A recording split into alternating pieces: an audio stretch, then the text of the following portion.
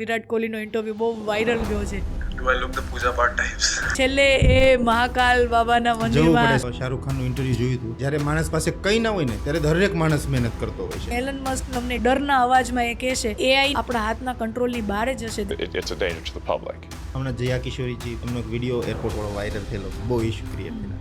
હિન્દુ ધર્મ ખેર કોઈ ધર્મ શબ્દ જ અસ્તિત્વ એ અલ્લાહે દુનિયા બનાવી અથવા તો ગોડે દુનિયા બનાવી. સનાતન ધર્મ એવું માને છે કે ત્યાં સુધી તમે સાચા, પણ આપણે એક સ્ટેપ આગળ વધીને એમ કહીએ છીએ કે ભગવાને દુનિયા બનાવી એટલું જ નહીં, સર્વ ખલુ ઇદમ બ્રહ્મ. આઈપીએલ થી મારા ને તમારા જીવનમાં શું ફરક? ધર્મના નાતે દારૂ પીવો ખરાબ વસ્તુ છે. આપણે મહાકાળેશ્વર જઈએ તો ભૈરવનાથની કે દારૂ જ ચડે છે ને. સનાતન હિન્દુ ધર્મમાં પણ અમુક એવા સંપ્રદાયો છે જે મૂર્તિ પૂજામાં નથી વિશ્વાસ રાખતા. દેવકી માના ગર્ભમાં શ્રી કૃષ્ણ ભગવાન કેવી રીતે આવી શકે? કૌશલ્યાના કુખમાં શ્રી રામ ભગવાન સાધારણ સ્ત્રીના ગર્ભમાં કેવી રીતે આવી શકે? હિમાલય ગિરનાર એ કોઈ સાધારણ પર્વત નથી, કે આપણે જ એક એવો ધર્મ છે જેવું માને છે સર્વ ખલુ ઇદમ બ્રહ્મ. અહમ બ્રહ્માસ્મિ, હું જ ભગવાન છું. આ શબ્દને એક ઇગોઇસ્ટિક ટાઈપે લીધો છે લોકોએ. બીજા બધા ધર્મો એમ કહે છે કે ये तो हमारे वाला नहीं है, इसको काटो. ખાલી એક ધર્મની વ્યાખ્યા કરવા માટે જ રામાયણ મહાભારત જેવો ઇતિહાસ ગ્રંથો લખવા પડ્યા.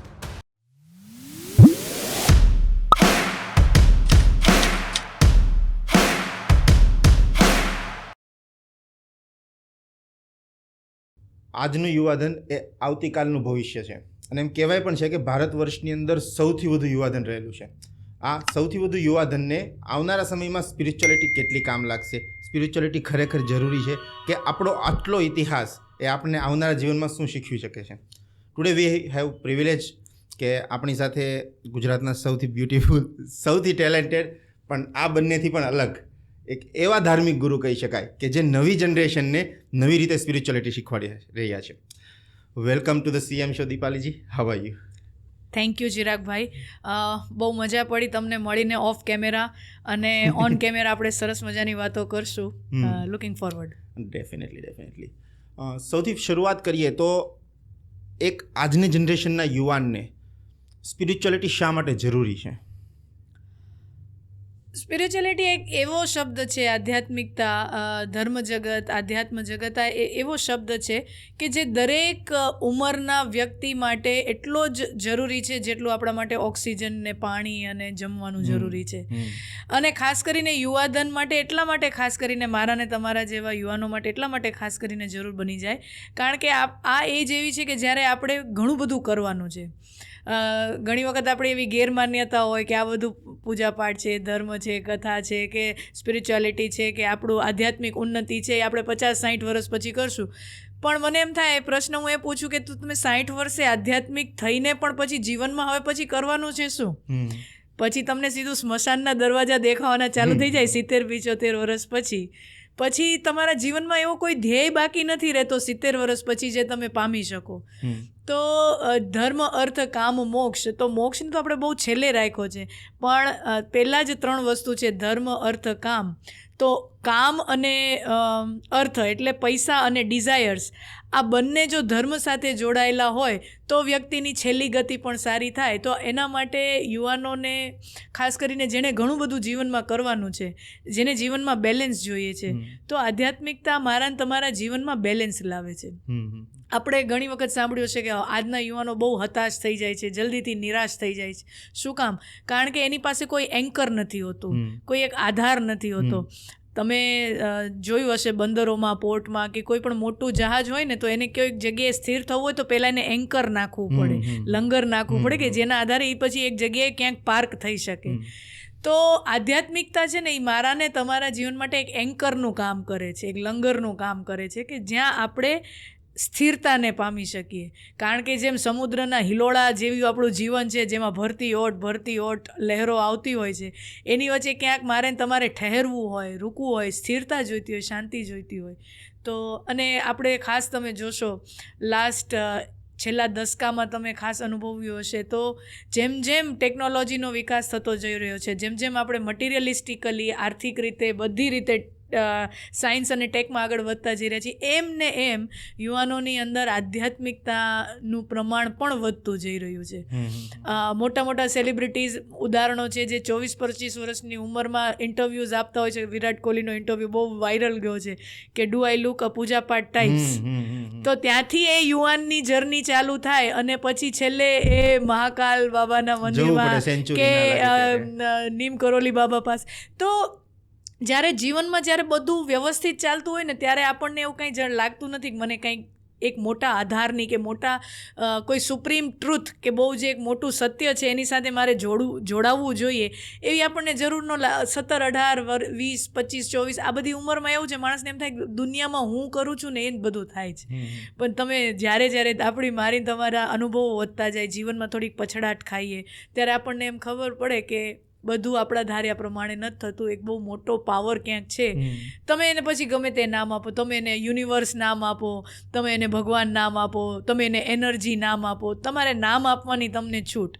પણ તમારા કરતાં કોઈક મોટી ઉર્જા છે, શક્તિ છે જે તમારું જીવન ચલાવે છે એ વાતનો સ્વીકાર આપણે કરવો જોઈએ. એટલે આ આપણને નમ્રતા લઈ આવે છે મારા ને તમારા જીવનમાં સ્પિરિચ્યુઆલિટી, આધ્યાત્મિકતા. તો યુવાનોને સફળતાના શિખરો સર કરવા સમયે જે ગુણ જે સૌથી મોટો જરૂરી હોય છે એ નમ્રતા. એ મારા ખ્યાલથી આ બધું સ્પિરિચ્યુઆલિટીથી આવે છે. તમે નમ્રતાની વાત કરી, મેં એક શાહરૂખ ખાનનું ઇન્ટરવ્યૂ જોયું હતું. એની અંદર કહેતા હતા કે જ્યારે માણસ પાસે કંઈ ના હોય ને ત્યારે દરેક માણસ મહેનત કરતો હોય છે, પણ જ્યારે માણસને કંઈક મળી જાય એ પછી જ્યારે માણસ મહેનત ચાલુ રાખે ને એ માણસ ટોપ ઓફ ધી લાઈન જાય છે. બરાબર. વાત રહી નમ્રતાની, વિનમ્રતાની. જ્યારે એક બેઝિક લાઈફની શરૂઆત થતી હોય, માણસ જ્યારે પોતાના સ્ટ્રગલ ટાઈમથી શરૂઆત કરતો હોય છે ને એમ હોય છે કે હું અહીંયા સુધી પહોંચી જાઉં તો ઠીક છે, અહીંયા સુધી પહોંચી જાઉં તો ઠીક છે. પણ જેમ વાત થઈ કે ધર્મ, અર્થ, કામ ને મોક્ષ, સૌથી પહેલો આપણે ધર્મ નિભાવવાનો છે. પણ આપણા સમાજની માનસિકતા એવી છે કે પહેલાં તમે ભણો ગણો, લગ્ન કરો, પોતાના માટે કામ કરો, પોતાના પરિવાર માટે કામ કરો, આ બધું જ સેટલ આઉટ થઈ જાય પછી આખરે લાસ્ટમાં આપણે ભગવાનની ભક્તિ કરશું. અને જનરલી આપણે જોઈએ પણ ખરા કે તમે જ્યારે કથા કરતા હો કે કોઈ પણ કથાકાર જ્યારે કથા કરતો ત્યારે જનરલી 80 to 90% પબ્લિક મોટી એજનું જ હોય, વયવૃદ્ધનું જ હોય. બરાબર. તો નવી જનરેશનને શા માટે શરૂઆતથી જ ધર્મની પરિભાષા સમજવી, શીખવી, જાણવી કે પોતાના બાળકને શીખવાડવી જરૂરી છે? ચિરાગભાઈ, એમાં પણ હું એક બહુ મોટો શિફ્ટ જોઈ રહી છું. ખાસ કરીને બીજાની કથાઓમાં પણ, અને મને તો મારી કથાઓનો ફર્સ્ટ હેન્ડ એક્સપિરિયન્સ, અનુભવ વધારે હોય. એક સમય આજથી 15-20 વર્ષ પહેલાં એવું હતું કે ધોળા માથાના લોકો જ ઓડિયન્સમાં હોય, પણ હવે બહુ ખાસા યુવાન 18 વર્ષના, 20 વર્ષના, 25, 30, 35, 40 વર્ષના શ્રોતા તરીકે નહીં, આયોજક. હું હમણાં જ 1 વીક પહેલાં આણંદમાં કથા પૂરી કરીને આવી, તો એ જે યજમાન હતો એ યજમાનની ઉંમર મારી કરતાં નાની. એ યજમાનની ઉંમર માત્ર ને માત્ર 26 વર્ષની હતી. અને એને હોલ એન્ડ સોલ એના ફાધર ગુજરી ગયેલા, એટલે જે પણ કરવાનું હતું એને પોતાનો મનોરથ હતો. એટલે એવા બધા દાખલાઓ છે કે ના માત્ર શ્રોતાઓની, આયોજકો પણ હવે યુવાન હોય રહ્યા. એટલે આ શું છે કે લોકોની અભિમુખતા જે છે એ ધર્મ તરફ, આધ્યાત્મ તરફ વળી રહ્યું છે. જેમ જેમ એક સમય બહુ અંધશ્રદ્ધા રિલેટ, અને હજી પણ આપણા દેશની અંદર બહુ બહોળા પ્રમાણમાં આની અંદર આપણે ગરકાવ છીએ જ, પણ ધીમે ધીમે આપણે એમાંથી બહાર નીકળતા આવીએ છીએ. તો હવેનો જે યુવાન વર્ગ છે એને ધર્મ સમજવો છે, નથી સમજવો એવો નથી, પણ એને સમજાય એ રીતે, એ ભાષામાં, એને એ શૈલીમાં કે હું મંદિર જાઉં તો શું કામ જાઉં, પૂજા પાઠ કરું તો શું કામ કરું, કંઠીમાળા પહેરું તો શું કામ પહેરું, કથા સાંભળું તો શું કામ કરું, ધ્યાન મેડિટેશન કરું તો હું શું કામ કરું, વાય આ બધું હું શું કામ કરું. આના જવાબ જો એને સમજાય એ ભાષામાં, એને સમજાય એવા ઉદાહરણો સાથે જો એને આપવામાં આવે તો મને લાગે છે કે આજનો યુવાન છે ને એ જૂની પેઢી કરતાં પણ વધારે શ્રદ્ધાવાન છે. અને મેં એ પણ જોયું છે કે જૂની પેઢીના અમુક લોકો જ્યારે ધર્મ કે શ્રદ્ધાના જગતમાં પોતાના પૂજા આસ્થા રાખતા હોય, બધું કરતા હોય, ઘણી વખત મેં જોયું છે કે કોઈને કોઈ લાલચ કે કોઈને કોઈ ડરના લીધે, પુણ્યની લાલચ હોય, કાં પાપનો ડર હોય, નર્કનો ડર હોય, આ બધાના ચક્કરોમાં ઘણા કરતા હોય. પણ હવેનો જે તમે વૃંદાવન જાઓ, ઋષિકેશ જાઓ, અને તમે જ્યાં યુવા વર્ગ તમે જુઓ, યુવાધનને, તો એ કોઈ સ્વર્ગને લાલચમાં કે ભાઈ નરકના ડર બચી જઈએ એના માટે નથી આવતા. એ ત્યાં માત્ર તમે ઝૂમતા હો, એ લોકોને ઝૂમતા તમે જો, તમને ખાલી એક જ દેખાય કે બસ આ એમને શ્રી કૃષ્ણ પ્રત્યેનો પ્રેમ એને નચાવી રહ્યો છે, ઝુમાવી રહ્યો છે.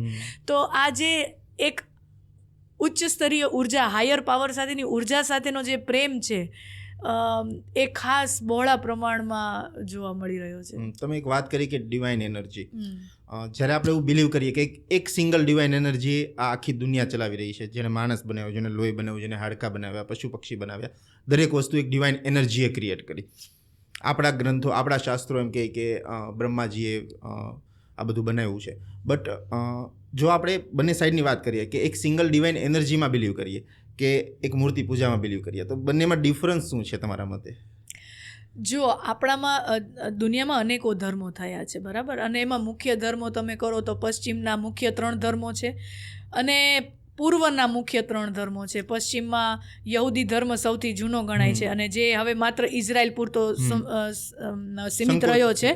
અને જ્યુઇશ લોકો, યહૂદીઓ લોકો દુનિયાભરમાં ઘણા વસ્યા છે, માઇગ્રેટ થઈને યુએસ, ખાસ કરીને વર્લ્ડ વોર 2 હિટલરના ત્રાસ પછી એ લોકો અમેરિકા, યુરોપના બીજા પાર્ટમાંથી નીકળી અને યુએસ, ઓસ્ટ્રેલિયા, આ બધી જગ્યાએ બહુ ગયા અને મોટા મોટા વૈજ્ઞાનિકો થયા. તો એ સૌથી જૂનો યહૂદીમાંથી જન્મ થયો ખ્રિસ્તી. જેમ કે જીસસ ક્રાઇસ્ટ છે તો એ જન્મે યહૂદી હતા, પણ એમના પછી આખો એક ક્રિશ્ચિયાનિટીનો એક નવો ધર્મનો ઉદય થયો. એ જન્મે પોતે યહૂદી છે અને એમને સૂળીએ ચડાવવામાં આવે છે. પછી એટલે બાઇબલમાં પણ 2 વસ્તુ છે, ઓલ્ડ બાઇબલ, ઓલ્ડ ટેસ્ટામેન્ટ અને ન્યૂ ટેસ્ટામેન્ટ. એટલે ઓલ્ડ છે એ યહૂદી ધર્મને નજીકનો છે અને જે ન્યૂ ટેસ્ટામેન્ટ છે બાઇબલનો ગણાય છે. એ નવો જે ખ્રિસ્તી ધર્મનો ઉદય થયો ક્રાઇસ્ટના સૂળી, હમણાં જે એમનો જન્મદિવસ પણ આવી રહ્યો છે 25 ડિસેમ્બર.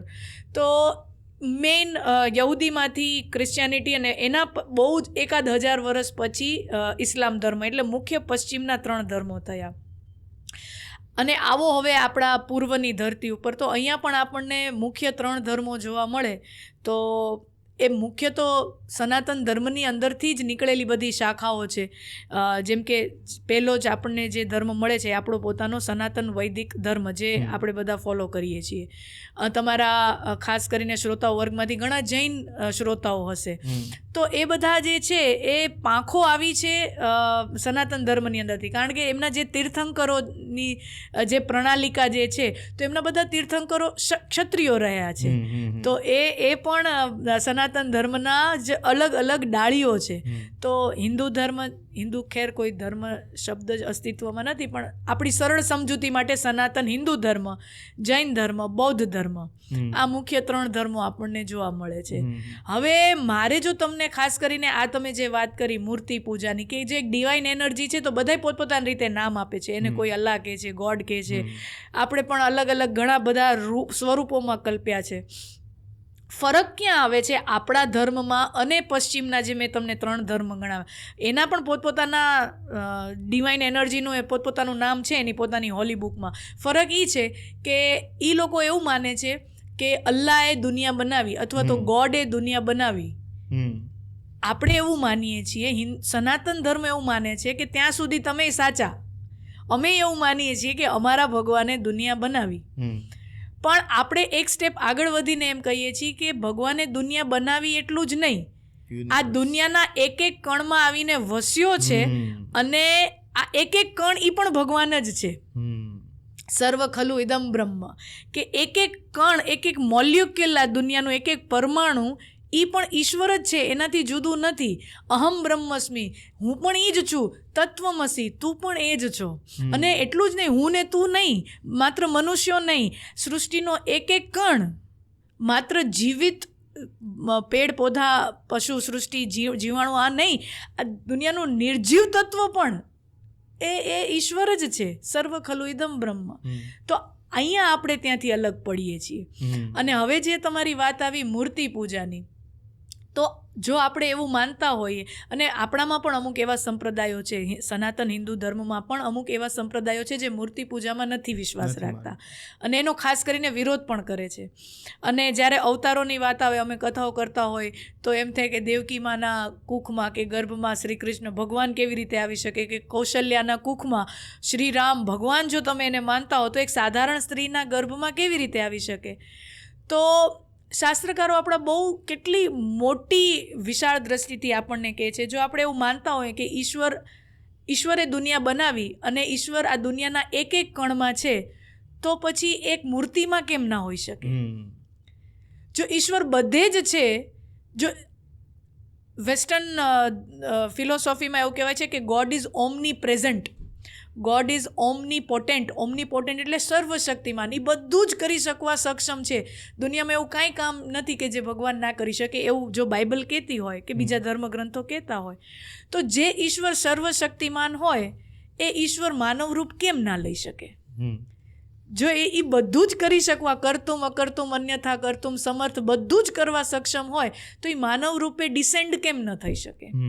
એટલે જે હું માનું છું કે આપણા જે ઋષિમુનિઓએ આખી જે આ બધા ગ્રંથો લખ્યા છે, પુરાણો, શાસ્ત્રો, ઉપનિષદો, એની પાછળ બહુ જ ઝીણવટભરી એમની કલ્પના દ્રષ્ટિ રહી છે, ઝીણવટભરી એમની સમજ દ્રષ્ટિ રહી છે કે જો આપણે ઈશ્વરને દરેક જગ્યાએ કલ્પના કરી શકતા હોય કે બધું જ ઈશ્વર છે, તો એક મૂર્તિ કેમ નહીં? તો આપણા માટે ગંગા એ સાધારણ નદી નથી, માતા છે. ગંગા એ ભગવાન છે લિક્વિડ ફોર્મમાં. આપણા માટે હિમાલય સાધારણ પર્વત નથી, ગિરનાર એ કોઈ સાધારણ પર્વત નથી, એ ભગવાન છે સોલિડ ફોર્મમાં, ઘન સ્વરૂપમાં ભગવાન છે. તો આટલી મોટી ઉદાત્ત ભાવના ક્યાં બીજી હોઈ શકે? આપણા માટે કૂતરું પણ ત્યાજ્ય, એને હવે જો લોકો કરતા હોય છે ને એ બધું અલગ છે. ગાયને આપણે માતા ગણી છે, એ તો ઈશ્વરીય રૂપ છે, એ તો બરાબર છે. આપણે તો એ જ ધર્મમાંથી આવીએ છીએ કે જ્યાં ચાલતા વખતે અજાણીએ પગ પડી જાય કીડી ઉપર તો અલગ વસ્તુ છે, પણ જાણી જોઈને આપણો જીવ ન ચાલે. કોઈ કીડી જતી હોય, લાઈન જતી હોય, તો આપણે એના ઉપર આપણે હરેક સ્વરૂપમાં ઈશ્વરની અવધારણા કરી છે. તો આનાથી વિશેષ બ્યુટીફુલ ને વિશાળ દ્રષ્ટિ કોઈની હોઈ જ ના શકે. અને સંસારમાં અત્યારે જેટલા પણ કોન્ફ્લિક્ટ્સ છે, જેટલા પણ તણાવ છે, જેટલા પણ ઝઘડાઓ છે, યુદ્ધ છે, આ બધાને ખતમ કરવું હશે આખા દુનિયામાંથી, તો મને લાગે છે કે જે સનાતન ધર્મના જે મૂળ વિચારો છે એ જ મદદરૂપ થઈ શકશે. કારણ કે આપણે જ એક એવો ધર્મ છે જેવું માને છે સર્વ ખલુમ ઇદમ બ્રહ્મ, મુજમે બી વહી હૈ, તુમ મેં બી વહી હૈ, હું એ જ છું, તું એ જ છો. આપણે બધા એક જ માટીના બનેલા છીએ, તો પછી એ ઝઘડા ક્યું કરના હૈ? તો આપણા ધર્મ સિવાય દુનિયામાં બીજા બધા ધર્મો એમ કહે છે કે ये तो हमारे वाला नहीं है, इसको काटो, इसको मारो, ये काफिर है, ये वो है. તો દુનિયામાં હરેક ધર્મ એ પ્રકારની વિચાર શક્તિવાળો છે. અને જ્યાં આ એક ઉદારમતવાદી ધર્મ છે કે જેમ કહે છે કે એ જુદો છે, એ મારા કરતાં ડિફરન્ટ છે, પણ એનો મતલબ એ નથી કે એ મારો શત્રુ છે. અને એટલા માટે જ આપણે છે ને હંમેશા જ્યારે પ્રાર્થનાઓ કરતા હોય ને ત્યારે આપણે એક શ્લોક બોલીએ છીએ, શત્રુ બુદ્ધિ વિનાશાય. આપણે એવું નથી કહેતા કે શત્રુ વિનાશાય, દુશ્મનને મારો એમ નહીં, મારી અંદર બીજાને દુશ્મન ગણવાની જે બુદ્ધિ છે એનો નાશ થાય. એટલે બહુ જ વિશાળતા આપણા ધર્મગ્રંથોએ આપણને આપી છે. આમાં તમે જે વાત કરી એની તમે બે શબ્દો પકડ્યા. એક અહમ બ્રહ્માસ્મિ, સૌથી પહેલો જ્યારથી એક વેબ સિરીઝ આવી, કેમ કે યુથ વેબ સિરીઝ સાથે જબરદસ્ત કનેક્ટ થઈ શકે. એટલે સ્કેડ ગેમ્સ જ્યારે વેબ સિરીઝ આવી એની અંદર આ વર્ડ્સ બહુ યુઝ થયો છે, અહમ બ્રહ્માસ્મિ, હું જ ભગવાન છું. બરાબર. હવે આ શબ્દને એક ઇગોઇસ્ટિક ટાઈપે લીધો છે લોકોએ, ઘણા યંગસ્ટરે, કે હું જ અહમ બ્રહ્માસ્મિ એટલે કે હું જે છું એ હું બધું જ કરી શકું, એટલે કે રાણો રાણાની રીતે. બરાબર. એટલે માણસ જ્યારે પોતાની જાતને ભગવાન માનીને ઘમંડમાં આવી જતો હોય છે, બરાબર છે, અને આ ઘમંડના કારણે એક શાસ્ત્રીના બીજા શબ્દોનો ઉપયોગ કરે છે કે ધર્મની રક્ષા હું નહીં કરું તો કોણ કરશે? બરાબર. તો જ્યારે માણસ ધર્મ માટે લડાઈ કરતો હોય તો ડુ યુ બિલીવ કે ધર્મની રક્ષા કરવી આપણે જરૂરી છે કે ધર્મ પોતાની રક્ષા જાતે જ કરી લેશે? ધર્મની રક્ષા કરવી જરૂરી છે, પણ એના માટે પહેલાં ધર્મને સમજવું, તમે જેની રક્ષા કરો છો એને સમજવું પડે. સીધી તલવાર લઈને ના નીકળાય. હા, એટલે તમે જેની રક્ષા કરવા જઈ રહ્યા છો એ કોન્સેપ્ટને આપણે પહેલાં સમજવું પડે. એટલે આપણે ત્યાં ધર્મ માટે બહુ શબ્દ વાપરવામાં આવ્યો છે કે બહુ જ ગહન છે, ધર્મની વ્યાખ્યા બહુ જ ગહન છે. અને ખાલી એક ધર્મની વ્યાખ્યા કરવા માટે જ રામાયણ, મહાભારત જેવો ઇતિહાસ ગ્રંથો લખવા પડ્યા વ્યાસ અને વાલ્મીકીને. કારણ કે ઉપનિષદો છે એ તો પરબ્રહ્મની ચર્ચા કરે છે, બહુ દૂરની વાત છે. એ પરબ્રહ્મની ચર્ચા કરે છે કે જે એક કોસ્મિક એનર્જી છે કે જે મારી અંદર પિંડે તે બ્રહ્માંડે, જે દુનિયામાં બધું છે એ જ મારી અંદર. એ તો બહુ હાયર ભૂમિકાની વાત કરે છે. પણ જે સામાન્ય અભણ માણસ છે, જે બહુ આ બધી તત્વજ્ઞાનમાં, ફિલોસોફીમાં એને બહુ રસ પડતો નથી અથવા એની વિદ્વતા નથી, તો એ માણસ ધર્મ સુધી કેમ પહોંચી શકે? એના માટે રામાયણ અને મહાભારતની રચના કરવામાં આવી કે માણસ ધર્મના ખોટા રૂપને ન પકડે. થાય છે એવું કે ધર્મ શબ્દ એના કારણે આ દુનિયા જેટલી વખત રક્તરંજિત થઈ છે, જેટલું લોહી દુનિયામાં ધર્મના નામે વહાવયું છે એટલું બીજા કોઈ પણ શબ્દને કારણે નથી વહ્યું. તો આ શું કામ થાય છે? કારણ કે આપણે ધર્મના સાચા સ્વરૂપને પકડતા નથી. એટલે કોઈ પણ માણસ પોતાના તથાકથિત એજન્ડાને અથવા તો પોતાના પાવર ગેમને રમવા માટે, પોતાને પ્રસ્થાપિત કરવા માટે અને લોકોનું ટોળું મારી પાછળ જાય એના માટે એ જ ધર્મગ્રંથોનું પોતાના અનુકૂળતા પ્રમાણે, પોતાના કન્વિનિયન્સ પ્રમાણે એની વ્યાખ્યાઓ તોડી મરોડીને સમાજની, અને સમાજ બહુ ભોળી છે, માણસો બહુ ભોળા છે. ધર્મના નામે ભોળવાઈ જવું એ માત્ર ભારતમાં જ છે એવું નથી, દુનિયાભરમાં થઈ રહ્યું છે. તો ધર્મગ્રંથો જેમ હથિયાર જેવા જ છે. ખોટા માણસના હાથમાં આવી જાય, જેમ બંદૂક છે, એટમ બોમ્બ છે, ખોટા માણસના હાથમાં આવી જાય તો એ દુનિયાનો ખાત્મો કરી નાખે. ધર્મ પણ એવું છે, ડબલ એજ સ્વોર્ડ છે. એ આપણી રક્ષાય કરે છે, પણ જો ખોટી રીતે પકડાઈ જાય તો એટલા માટે જ આપણે ત્યાં કીધું છે કે જે બ્રહ્મચર્યાશ્રમ જે સૌથી પહેલો 4 આશ્રમોમાંનો હોય, તો એમાં આપણે ધર્મની વ્યાખ્યાને ઊંડાણપૂર્વક સમજીએ કે શું ધર્મ છે, શું અધર્મ છે. અને માત્ર ધર્મ ને અધર્મ નહીં, 2 ધર્મોનો જ્યારે ટકરાવ થાય, આખી ગીતા મહાભારત શું છે? અર્જુનની સામે એક સમસ્યા છે. અર્જુનની સામે ધર્મ અને અધર્મ નથી, અર્જુનની સામે 2 ધર્મ ઊભા છે. એક પોતાનો ક્ષત્રિય ધર્મ કે મારી સાથે અન્યાય થયો છે, મારી પત્ની સાથે આવી રીતે દુર્વ્યવહાર થયો છે, અમારો હક છીનવી લેવામાં. તો ક્ષત્રિયનો ધર્મ શું છે? પોતાની હકનું કાંઈ છીનવાઈ જાય એ ક્ષત્રિય સહન ન કરી શકે, એ ક્ષત્રિય ધર્મ છે. પોતાની જે પ્રજા છે, પોતાની રૈયત છે, પોતાની મિલકત છે, રાજગાદીની રક્ષા કરવી એ ક્ષત્રિયનો ધર્મ છે.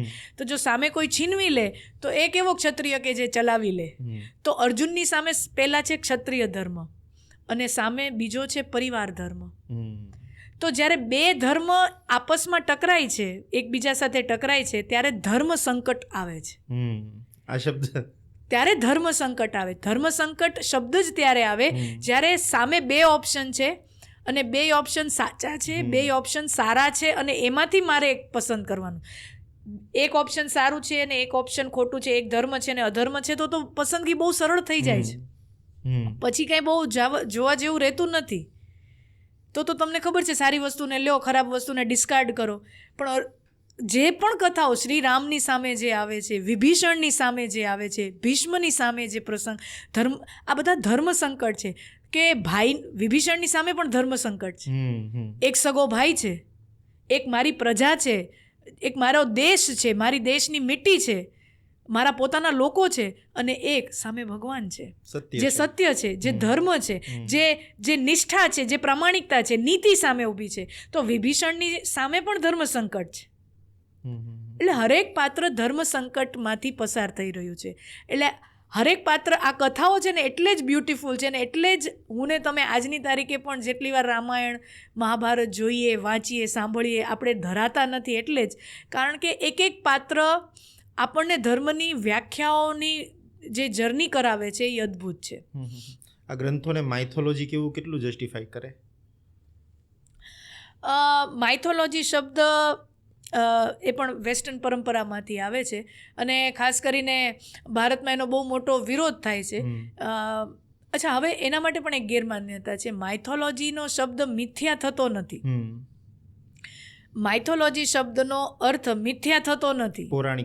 પૌરાણિક કથાઓ થાય છે અને પૌરાણિક કથાઓમાં અમુક પ્રસંગો છે એ ઐતિહાસિક છે અને અમુક પ્રસંગો છે, જેમ કે હવે સમુદ્ર મંથનની ઘટના છે, જે સમુદ્રની અંદર કુર્મ અવતાર લેવા, ભગવાનનો વિષ્ણુનો કુર્મ અવતાર થયો ને એની ઉપર મંદરાચલ પર્વત આવ્યો અને વાસુકી નાગનું દોરડું નેતરું કર્યું અને એક બાજુ દૈત્યો છે ને એક બાજુ દેવતાઓ છે. તો આ કોઈ એક ઐતિહાસિક ઘટના નથી, આ એક સિમ્બોલિક કથા છે, એક સિમ્બોલ છે, પ્રતિકાત્મક કથા છે કે આ પ્રતીક દ્વારા આ કથા મને તમને શું શીખવાડે છે. એટલે અમુક કથાઓ પ્રતિકાત્મક હોતી હોય છે અને એટલા માટે જ હું તો કહું, હિસ્ટ્રી કરતાં પણ માઇથોલોજી, જો તમે આને માઇથોલોજી શબ્દ ગણતા હોય તો, હું તો આમને સિમ્પલ, હું તો પૌરાણિક સાહિત્ય જ હું આના માટે શબ્દ વાપરું છું. તો ઘણી વખત ઇતિહાસ કરતાં પણ પૌરાણિક સાહિત્ય આપણા જીવન માટે બહુ જરૂરી બની જાય. ઇતિહાસ તો શું કહે છે કે ભાઈ 1498માં વાસ્કો ડી ગામા અહીંયાથી ત્યાં પહોંચ્યો, કોલમ્બસ અહીંયા આવ્યો, એ ઇતિહાસ થયો, જે કદાચ એટલો બધો રિલેવન્ટ આજના સમયમાં આપણા માટે નથી. 1498માં આવ્યો તો હવે હું શું કરું એનું? ના, એનો પણ છે, એની પણ ઉપયોગિતા છે, એમાંથી ઘણું શીખવાનું છે. પણ પુરાણોની જે કથા છે, જે હિરણ્યકશ્યપુ છે, પ્રહલાદ છે, ધ્રુવ છે, આ કોઈ એક સમયે થઈ ગયા એવું નથી. વાસ્કો ડી ગામા એક સમયે થઈ ગયો છે, જેન્જીસ ખાન એક સમયે થઈ ગયો છે, મોહમ્મદ ઘોરી એક સમયે થઈ ગયો હતો, હિટલર એક સમયે થઈ ગયો હતો, મૂસા એક સમયે થઈ ગયો હતો. હા, એ એક સમયે આ બધા થઈ ગયા. પણ પ્રહલાદ હર સમયે થતા રહે છે. હિરણ્યકશ્યપુ મારીને તમારી અંદર હર સમયે થતા રહે છે. ભસ્માસુર આપણી અંદર હર સમયે આ દુનિયાની અંદર થતા રહે છે. એ પાત્રોથી ઇમોશન છે, એ ઇમોશન્સ છે, એ ગુણો છે જે આપણી અંદર જન્મતા જ રહે છે. તો ઇતિહાસ કરતાં પણ પુરાણો કે આ જેટલું પણ આપણું સાહિત્ય છે એ મને ને તમને બહુ જ દિશા નિર્દેશ, એક ટોર્ચ લાઇટની જેમ કામ કરતું હોય, હંમેશા સાથે રહેતું હોય. બે જ લાઈનમાં સમજવું હોય, ધર્મ એટલે શું? ધર્મની ટૂંકી વ્યાખ્યા છે વ્યાસસ્ય વચનમ દ્વયમ. વ્યાસના બે જ વચનો છે, પરોપકારાય પુણ્યાય પાપાય પરપીડનમ. બીજાનું સારું કરવું એ પુણ્ય છે અને બીજાની સાથે ખરાબ કરવું એ પાપ છે. આ ધર્મની વ્યાખ્યા વ્યાસસ્ય વચનમ દ્વયમ, જેટલું પણ આટલું લખ્યું છે ને એના બે જ અર્થ નીકળે છે. બીજાનું સારું કરવું એ પુણ્ય છે, બીજાનું ખરાબ કરવું એ પાપ છે. અને એથી વધુ ધર્મની સૂક્ષ્મ વ્યાખ્યા કરવી હોય તો જેવું વર્તન મારી પોતાની સાથે થાય તો મને ન ગમે એવું વર્તન મારે પણ બીજા સાથે ન કરવું. આ ધર્મની સિમ્પલ વ્યાખ્યા છે. આ તમે પરોપકારની વાત કરી, બરાબર. એની અંદર એવી સિચ્યુએશન જો ક્રિએટ થઈ જાય કે યા તો મારું સારું થાય એમ છે, યા તો એનું સારું થાય એમ છે, યા તો સ્વ ઉપકાર થાય એમ છે, યા તો પરોપકાર થાય એમ છે, તો એના વિશે ધર્મ એ જ તો ધર્મની સુંદરતા છે. મનુષ્ય એક જ એવું પ્રાણી છે, આખું તમે દુનિયાનું જંગલ સૃષ્ટિ, હવે આપણે સિમેન્ટ કોન્ક્રીટ બનાવી નાખીએ, બાકી આ બધું જંગલ જ હતું. ઠીક છે, હવે આ તમારો સ્ટુડિયો આજથી 100 વર્ષ પહેલાં અહીંયા જંગલ જ હશે. હવે આપણે એક એસી સ્ટુડિયોમાં, એસી મકાનોમાં, ફ્લેટ્સ મોટા મોટા 100 માળના, દુનિયા આખી જંગલ જ હતી. જંગલમાં જેટલા જીવો છે એની જેમ મનુષ્ય પણ એક પ્રાણી, એનિમલથી જુદા નથી. પણ દુનિયામાં જેટલા પ્રાણીઓ છે એ બધા પોતાનું પેટ ભરી શકે છે. પોતાની ભૂખ, પોતાની પીડા એને દેખાય છે, એને બીજાની પીડા દેખાશે નહીં, એને બીજાની ભૂખ દેખાશે નહીં. તમે કોઈ કૂતરું એવું નહીં જોયું હોય કે ભાઈ એ પોતાના મોઢામાં રોટલી લઈને બીજા કૂતરાને આપતો છે. એક મનુષ્ય જ એક એવું પ્રાણી છે કે જે પોતાની ભૂખથી ઉપર ઉઠી, પોતાની પીડાથી ઉપર ઉઠી અને બીજાની પીડા જોઈ શકે છે. એટલું જ નહીં, એની પીડા દૂર કરી શકે છે. આ શક્તિ મનુષ્ય સિવાય બીજા કોઈ પણ નથી. શું કામ? કારણ કે ધર્મ આ શક્તિ આપણને આપે છે. ધર્મ જ આપણને પ્રાણીઓમાંથી માણસ બનાવ્યા. હા, એક બહુ સુંદર શ્લોક છે, આહાર નિંદ્રા ભય મૈથુનંચ સમાન મેતત પશુભી નરાણામ ધર્મો હિ તેષામ અધિકો વિશેષ ધર્મેણ હિના પશુભી સમાના. બહુ એક સુંદર શ્લોક છે આપણા ધર્મશાસ્ત્રોમાં કે આહાર, નિંદ્રા, ભય, મૈથુન, સેલ્ફ એક્સપ્લેનેટરી શબ્દો છે. આ આપણને મળ્યા છે એટલું જ દુનિયાના બધાય પ્રાણીઓને મળ્યા છે. આહાર, નિંદ્રા, ભય, મૈથુન, આ દુનિયાનો દરેક જીવ આ ધરતી ઉપર આવીને આ 4 વસ્તુનો અનુભવ કરે છે. પણ why human species is so special? માણસ શું કામ આટલો પાવરફુલ થઈ શક્યો છે? ધર્મો હિ તેષામ અધિકો વિશેષ.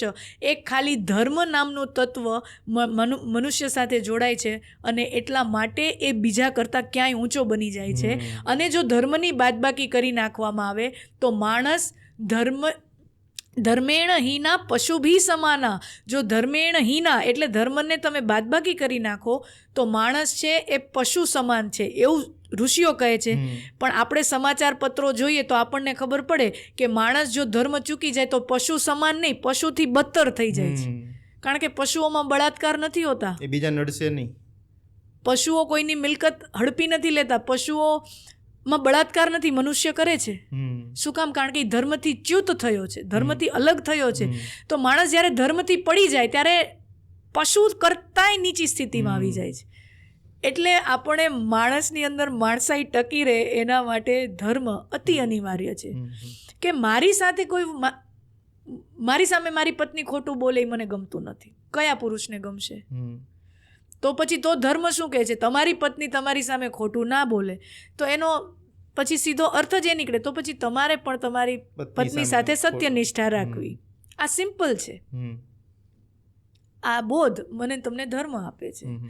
અને તમે જેટલી પણ બાળ વાર્તાઓ જેનાથી બાળકો શીખતા હોય ને, સારા મેનર, આપણે નથી હોતું સારા મેનર્સ શીખવાડવા માટે, તમે જ્યાં જેટલી દુનિયાભરનો સાહિત્ય ઉપાડો, જેટલી દુનિયાભરની બાળ વાર્તાઓ લો કે જેમાંથી તમારી અંદર મોરલ નીતિમત્તા આવે, પ્રામાણિકતા આવે, સારા ગુણો જેટલા આવે ને એ બધાયનો મૂળ ધર્મમાંથી જ આવે છે. આ બધાયનો મૂળ ત્યાંથી ધર્મમાંથી નીકળે છે. તમે વાત કરી તો આપણને ધર્મ સારો માણસ બનવા માટે પ્રેરે છે. તમે આમાં વાત કરી કે બાળકોની, બરાબર. અત્યારે જનરલાઇઝ એવું થઈ ગયું છે કે બાળક છે ને એક શો પીસ ટાઈપનું છે. ઘરે જ્યારે પણ મહેમાન આવે ને એટલે બાળકને જા બેટા જય શ્રી કૃષ્ણ કર. તમે ઇન ટર્મ્સ તમારી વેલ્યુઝ દેખાડવા માગો છો કે મારું બાળક કેટલું સમજદાર છે, મેં કેટલું સારું શીખવાડ્યું છે. પણ આ વેલ્યુઝ તમે ડિલિવર નથી કરી શકતા. એઝ અ એલ્ડર તરીકે તમે ડિલિવર્સ નથી કરી શકતા. તમારા બાળકને આ રીતનું પ્રેશરાઇઝ કરો છો. તો જો ઘરની અંદર ધર્મના નામે વેલ્યુઝ ડિલિવર કરવી હોય, બાળકને એક સારું સામાજિક બાળક બનાવવું હોય, તો શું વેલ્યુઝ 2-5 શબ્દોમાં કેવી હોય તો શું વેલ્યુઝ ડિલિવર કરાય? કૂવામાં હોય તો અવેડામાં આવે. આપણા વડીલો સિમ્પલ કહેતા, જો તમારી અંદર આસ્થા હશે, જો તમારી અંદર નીતિમત્તા હશે, જો તમે પોતે વ્યસનોથી દૂર હશો, જો તમે કોઈ દુઃખી છે, કોરોનાના કાળમાં કોઈ આડોશ પાડોશમાં તમે કોઈને એક્સ્ટ્રા માઇલ જઈને તમે કોઈને મદદ કરી, તમારો થોડુંક જીવ જોખમમાં મૂકીને કે વોટ એવર, સમજદારી સાથે ઇક્વિપમેન્ટ્સ બધા રાખીને, અને એ તમારું બાળક જોશે તો એની અંદર આપોઆપ વસ્તુ આવશે કે ના ભાઈ, કટોકટીના સમયે, ઇમરજન્સીના સમયે મારા પપ્પા કે મારા મમ્મી બીજાની મદદ કરવા માટે ગયા હતા. તો આ બાળકને છે ને, બાળક આપણે શીખવાડીને એ શીખતું નથી, આપણે કરીને એની કોપી કરે છે, એડોપ્ટ કરે છે, એની કોપી કરે છે.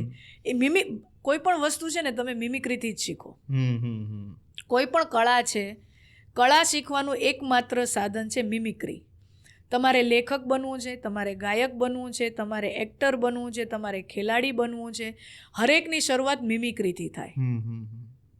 તમારે કોઈ ખેલાડી બનવું છે તો તમે કોચિંગ સેન્ટરમાં જશો અને તમે એમ કહો કે સ્ટ્રેટ ડ્રાઈવ, તો સ્ટ્રેટ ડ્રાઈવનું સૌથી મોટું ઉદાહરણ શું છે? સચિન તેંડુલકર, જે એફર્ટલેસ સ્ટ્રેટ ડ્રાઈવ. તો તમે શું કરશો? એ વિડીયોને 10 વાર જોશો, કેવી રીતે હેડનું પોઝિશન છે, હાથનો એલ્બો કેમ છે, અને તમે એને કોપી કરશો. શરૂઆત કોપીથી થાય છે, મિમિક્રીથી થાય. પછી એક સ્ટેજ આવે છે કે પછી તમે તમારા અંદરના ફ્લેવર્સ એની અંદર એડ કરો છો. હા ઠીક છે, એ તો સચિન હતો, હું એ નથી, હું તો હેલિકોપ્ટરવાળો મારીશ. તો પછી તમે તમારું નવું ફ્લેવર તમારા એડ કરશો. પણ શરૂઆત હંમેશા, મારે જો ગાવાનું શીખવું છે તો હું સોનુ નિગમ કઈ રીતે ગાય છે એ મિમિક્રી કરીશ. એન્ડ દેન થોડુંક શીખ્યા પછી એક પોઈન્ટ આવશે કે ના એ તો એ અલગ માણસ છે, હું અલગ છું, મારો પોતાનો પ્રભાવ હોવો જોઈએ, અવાજ હોવો જોઈએ, મારી પોતાની સ્ટાઇલ હોવી જોઈએ. એ પછી આવે. ધર્મમાં પણ એ છે, બાળક હંમેશા મિમિક્રીથી શીખે છે.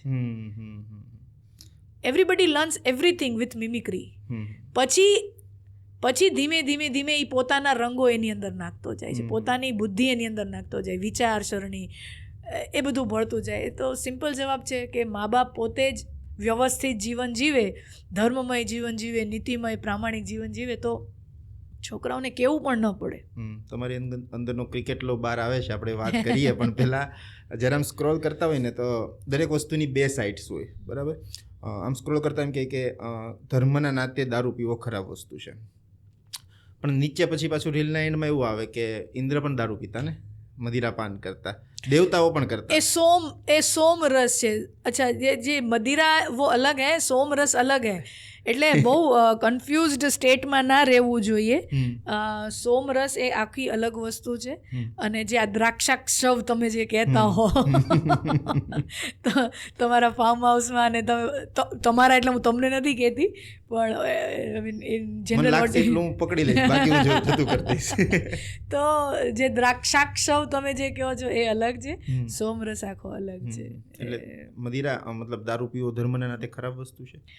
ધર્મના નામે એ દરેક વસ્તુ ખરાબ છે કે જે તમારું માનસિક સંતુલન હલાવી નાખે. તમારા મન ઉપર કંટ્રોલ ના હોય એ દરેક વસ્તુ, તમે શું બોલો છો, કોઈની સાથે શું વર્તન કરો છો, કેમ ચાલો છો, અરે ઊભા કેમ રહ્યો છો, એ કંટ્રોલ જો તમારામાં નથી તો તમે બીજાનું કે પોતાનું ધ્યાન કેમ રાખી શકો? તો એ તો હરગીજ ધર્મના જગતમાં એ તો હરગીજ કોઈ પણ કાળે એ તો સ્વીકાર્ય ના જ હોય. ધર્મ શું શીખવે છે કે આપણી જાત ઉપરનો કંટ્રોલ. બેઝિક અર્થ ધર્મનો એ છે આપણે આપણા મન, કર્મ, વચન, ઇન્દ્રિયો આના ઉપર આપણે એના સ્વામી બનીએ. હું એનો માલિક છું. સિમ્પલ ઉદાહરણ, જો મને ચા પીવાની ટેવ હોય તો સવારના 7 વાગે અને હું ચા ના પીઉં તો ઘણાને પેટ સાફ ન આવતું, ઘણી તકલીફ, અથવા માથું દુખે. તો એનો મતલબ શું થયો કે તમે ચાના ગુલામ છો.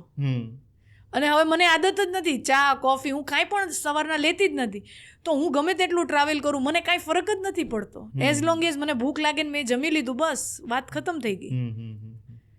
તો હરેક વસ્તુ તમને ગુલામ બનાવે. ધર્મ શું શીખવે છે? ગુલામ ના રહો, તમે બધી વસ્તુના માલિક બનો. તમે માલિક બનવા માટે બન્યા છો, ગુલામ બનવા માટે નથી બન્યા. એડિક્શન શું કરે છે? વ્યસનો શું કરે છે? તમને ગુલામ બનાવે છે.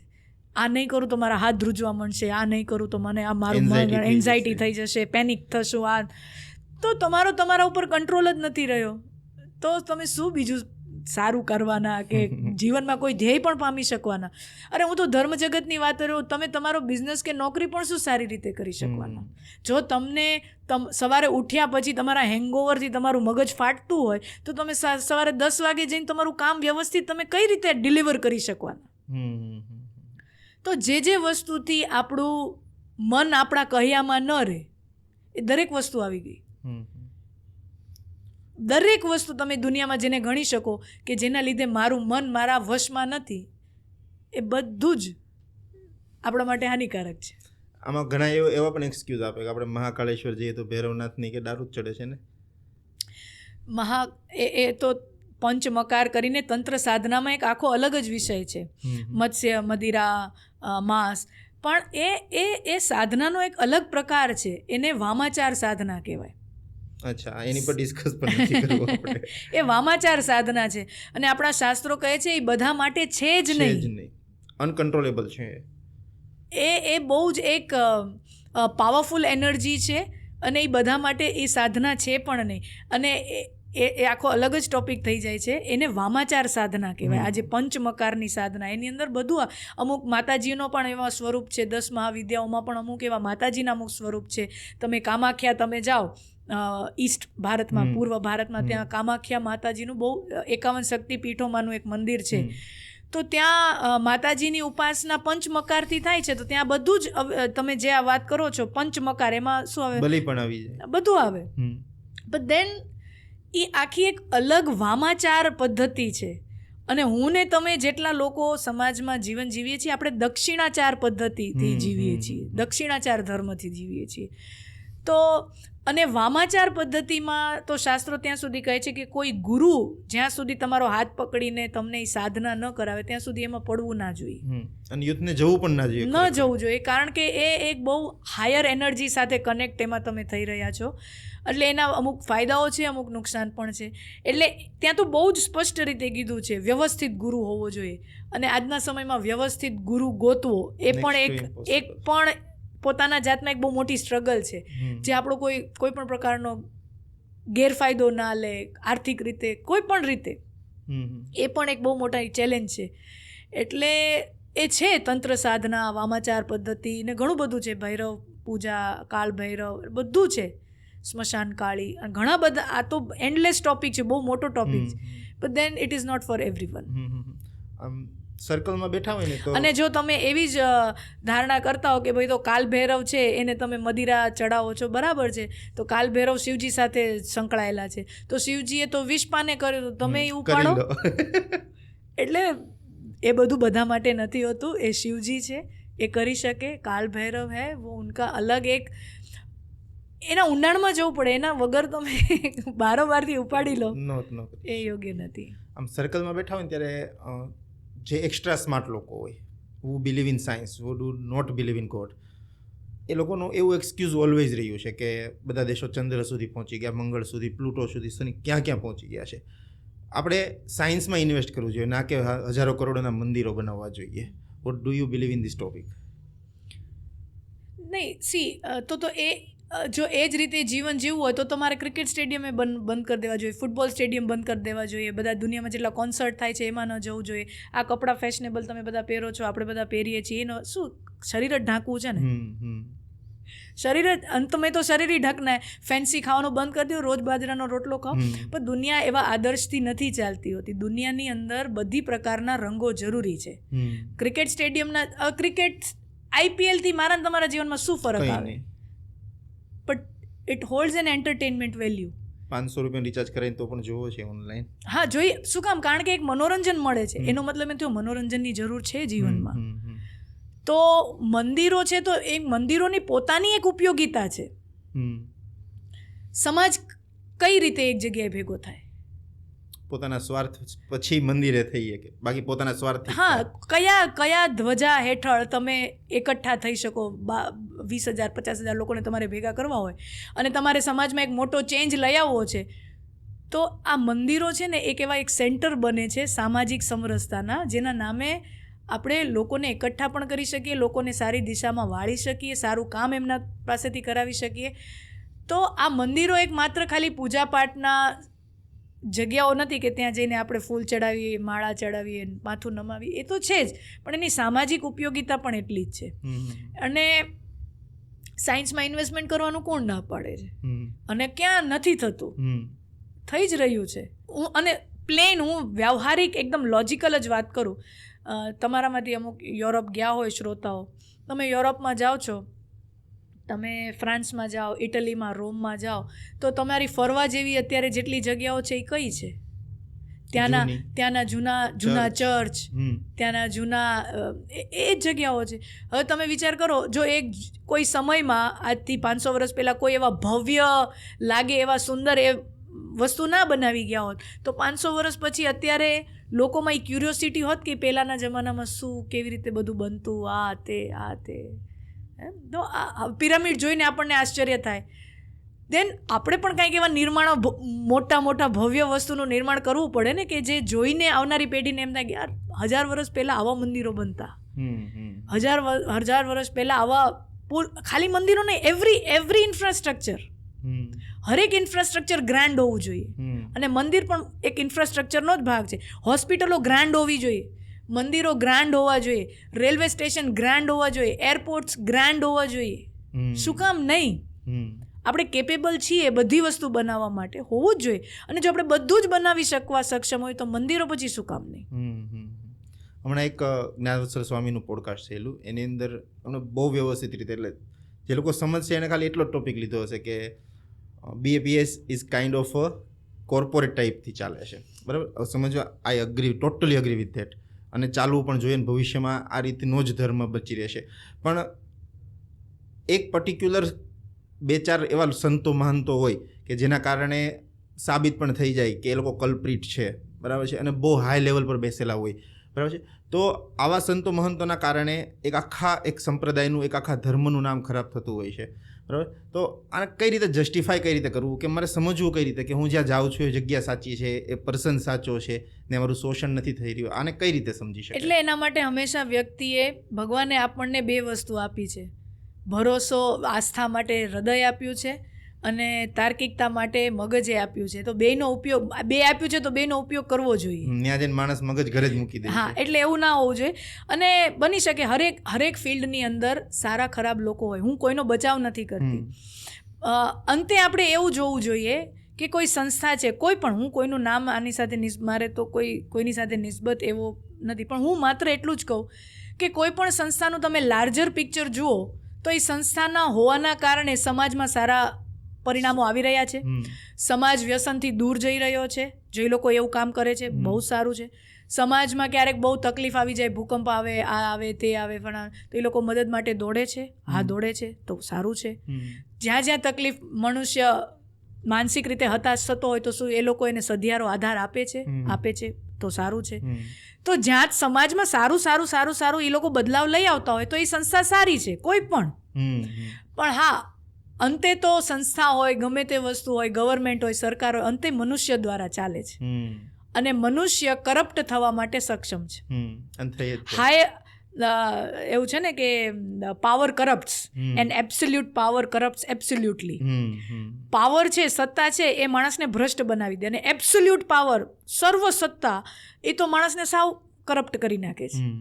તો ઘણી વખત એવું બનતું હોય કે અમુક ભૂમિકાએ પહોંચ્યા પછી પણ વ્યક્તિ એ પોતાના પાવરનો વ્યવસ્થિત ઉપયોગ ના કરે અને અમુક લોકોનો પણ એવું તો હું માનું છું દરેક ફિલ્ડમાં, અને હું એનો કોઈ ધર્મ જગતનો બચાવ નથી કરતી. જે થઈ રહ્યું છે અમુક પ્રમાણમાં, એક સંપ્રદાયમાં નહીં, ઘણી જગ્યાએ આપણને એવા દાખલાઓ મળતા હશે. તો માણસે પોતાનો બુદ્ધિ અને હું તો ત્યાં સુધી કહું, કોઈ સ્ત્રીએ ગમે તેટલા મોટા ગુરુ હોય, કોઈ પણ કેમ નથી હોઈ શકતા, તમારે સ્પર્શ કરવાની શું જરૂર છે? હું પર્સનલી કોઈ પણ મોટા સાધુ સંતો હોય, એ જ્યાં ઊભા હોય ને એને દૂરથી હું જમીને, કારણ કે એમની પણ પોતાની મર્યાદા, એવું નથી, ઘણા સાધુ સંતોને પોતાને નથી ગમતું હતું એને કોઈ સ્પર્શ, આપણો ભાવ હોય કે મેં એમના ચરણ સ્પર્શ કર્યા, હું કોઈને સ્પર્શ જ નથી કરતી, હું દૂરથી પગે લાગું. અને હું તો ખાસ કરીને દરેક સ્ત્રીને કહું, શું કામ તમારે કોઈને સ્પર્શ કરવો જોઈએ? વાય? અને શું કામ તમારે એવો એકાંતનો મોકો પણ શું કામ આપવો જોઈએ? તો આ બધી વસ્તુ છે ને, પોતાની સામાન્ય બુદ્ધિ, પોતાની સામાન્ય તાર્કિકતા, આ બધું જો હોય તો મને નથી લાગતું કોઈ આપણો ફાયદો ઉઠાવી શકે. ઘણી વખત છે ને લોકોને ફાયદો ઉઠાવડાવવો હોતો હોય છે. મને તો હું બહુ પ્રામાણિકપણે કે જોતી હોઉં છું. હા, હોતા હશે ખરાબ લોકો, હું ના નથી પાડતી, બટ દેન તમને ઘરેથી લૂંટી લેવા તો નથી આવતા ને, તમે જઈ રહ્યા છો, તમે માનો તમે પોતે જઈ રહ્યા છો, દેન સ્ટોપ ગોઈંગ. તમને કોઈ પર્ટિક્યુલર એક વ્યક્તિ પાસેથી એવી વાઇબ સારી નથી આવતી, અને દરેક સ્ત્રીમાં એવી સિક્સ્થ સેન્સ હોય જ છે. દરેક સ્ત્રીને હું એક સ્ત્રી હોવાના નાતે કહી શકું, કોઈ પુરુષ મને કઈ દ્રષ્ટિથી 10 ફૂટ ઉપર દૂર ઊભો હોય ને, અને મારું ધ્યાન, હું તમારી સાથે વાત કરું છું, પણ આ સાઈડ કોઈ છોકરો ઊભો હોય અને મને કઈ રીતે જુએ છે ને, મને એ ભાવનાઓ મારું શરીર કહી દેશે, એની દ્રષ્ટિ કઈ પ્રકારની છે. એ સ્ત્રીની અંદર ભગવાને આપેલી, કુદરતે આપેલી શક્તિ છે. તો તમને કેમ ના ખબર પડે? તમારું બુદ્ધિ વાપરતા જાઓ, મગજ વાપરતા જાઓ, ભગવાને વાપરવા માટે જ આપ્યું છે. અને ખરાબ, હું ફરીને એક વસ્તુ કહીશ, ખરાબ લોકો દરેક ક્ષેત્રમાં છે, એનાથી એ ક્ષેત્ર ભલે બદનામ પણ થતું હોય, પણ એ થોડુંક ક્યાંક બહુ અતિશયોક્તિ.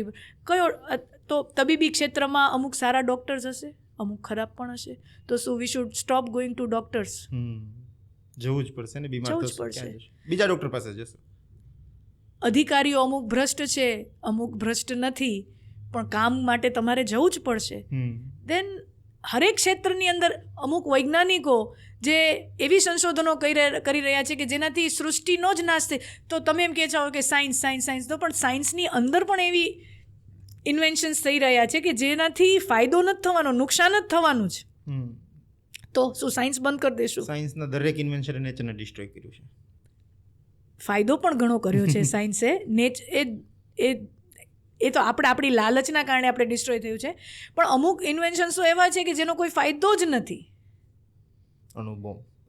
તો હવે જેમ કે આ ડ્રગ્સ છે, તો એના અલગ અલગ સ્વરૂપોમાં આવે, તો હવે એનો શું એક ફાયદો નથી.